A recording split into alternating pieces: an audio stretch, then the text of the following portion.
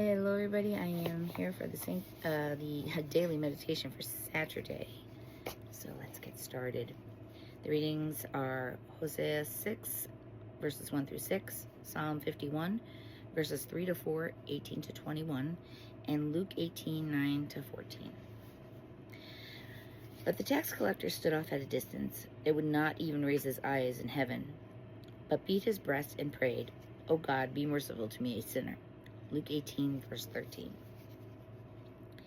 It is easy when reading Jesus' parables to fall into the trap of labeling the Pharisees as hypocritical, legalistic, and rigid, while viewing the poor as honest, empathetic, and loving.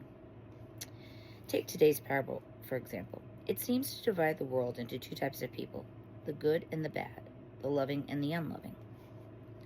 And naturally, most of us would align ourselves with the tax collector, assuming that we are the ones who possess humility and sincerity. We like to think well of others. At least, I know I do. The problem with these labels is that they oversimplify the reality of who the Pharisees were. Many of them were genuinely good people who took Scripture seriously and earnestly tried to keep the commandments. The Pharisees were in fact the group that advocated for all men to learn the Torah, not just the Levites. Some among them believed that the Torah could be adapted to fit everyday life, allowing for a degree of flexibility in the observance. Many were also generous, giving far beyond the prescribed tithe of 10% to support those in need.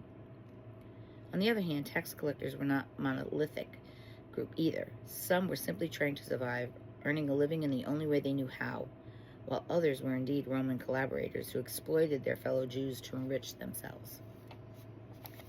The problem with dualistic thinking, dividing people into categories of good and bad, is that it fails to capture the complexity of human beings. There aren't just two types of people in the world. Instead, there are infinitely complex individuals, each trying to navigate the challenges of life as best they can. The truth is, we all carry with us the potential to be both the Pharisees and the humble tax collector. At different moments in our lives, we are both saint and sinner, capable of great good and at times of great failing. In a time when our country feels more divided than ever, it is tempting to demonize those who hold opposing views, to blame them for the problems we see in society. But as followers of Jesus, we are called to a different standard.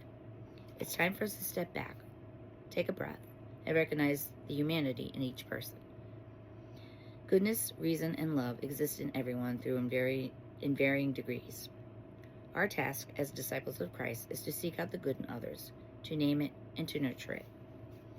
As the Apostle Paul reminds us, finally, brothers, whatever is true, whatever is honorable, whatever is just, whatever is pure, whatever is lovely, whatever is gracious, if there is any excellence, think about these things. Philippians 4, verses 8 through 9. Jesus himself emphasizes the importance of looking beyond mere appearances and labels when he says, "Stop judging by appearances, but judge justly." John 7, verse 24. This teaching reminds us that our judgment must be rooted in love, understanding, and a genuine desire to see others through the eyes of God. By focusing on what is good, honorable, and true in others, we move beyond simplistic labels and embrace the richness of our shared humanity. We learn to see each other not as part of a binary system of right and wrong, but as a complex individual made in the image of God. In doing so, we foster understanding, compassion, and love, qualities that can heal divisions and build bridges where there were once walls. Let us commit ourselves to the path, seeking the good in everyone we encounter, and allowing Christ's love to guide our thoughts, our words, and our actions. May we always remember that God's love is the lens through which we should view the world, transforming our relationships and helping us to live out our calling as followers of Christ. Lenten reflection.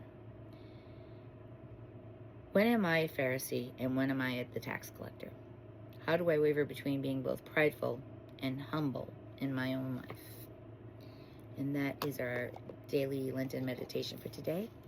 I will be back tomorrow for all our readings that we have. Daily Lenten meditation, Saint of the Day, and our novena to the Mother of God. Have a great day, everyone. Enjoy it.